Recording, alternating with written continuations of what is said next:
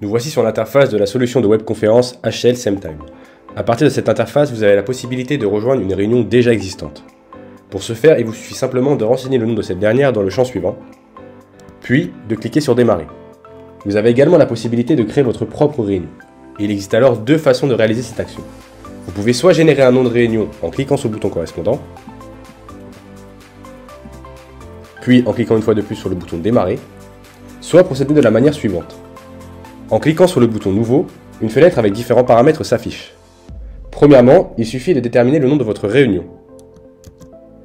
Puis, vous avez la possibilité de sécuriser l'accès à votre réunion en renseignant un mot de passe. Il suffit alors de cocher la case correspondante. Enfin, vous avez la possibilité de déterminer des modérateurs. Ces modérateurs seront des personnes que vous pourrez déterminer lors de votre réunion et qui auront accès à des fonctionnalités que les autres participants ne pourront pas utiliser. Pour activer cette option, il suffit également de cocher la case correspondante. Une fois tous ces paramètres renseignés, vous n'avez plus qu'à cliquer sur le bouton Démarrer. Voilà, votre réunion est bien protégée par le mot de passe que vous avez préalablement configuré. Il vous suffit alors de le renseigner.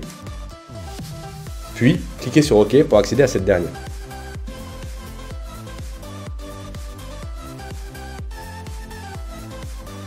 Vous voilà désormais sur l'interface de votre réunion. Nous allons maintenant voir ensemble les fonctionnalités de base du meeting.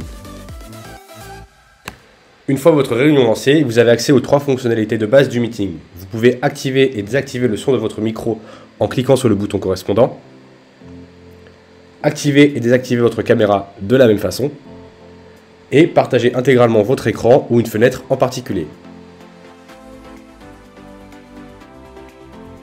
Passons maintenant aux autres fonctionnalités. HL SameTime est pensé pour répondre à l'ensemble de vos besoins, que vous soyez organisateur ou participant de la réunion. Vous pouvez alors choisir de lever la main pour poser une question, écrire dans le chat, ou encore décider de flouter l'arrière-plan de votre écran. En tant qu'organisateur, et si vous avez été désigné également comme modérateur, vous avez accès à des fonctionnalités supplémentaires. Vous pouvez choisir de baisser toutes les mains des participants, de désactiver l'ensemble des micros ou l'ensemble des caméras. Enfin, vous pouvez choisir l'écran que vous souhaitez afficher lorsque deux partages sont en cours. Cela peut être utile, notamment si vous devez assurer des formations.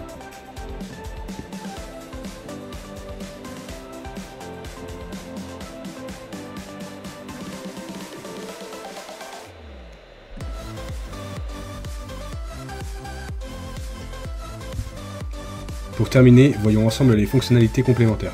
En plus du mot de passe que vous pouvez déterminer lors de la création de votre réunion, vous pouvez également verrouiller cette dernière pour empêcher l'intrusion d'utilisateurs externes. Autre possibilité, c'est le fait de pouvoir partager une vidéo ou un live via l'intégration YouTube.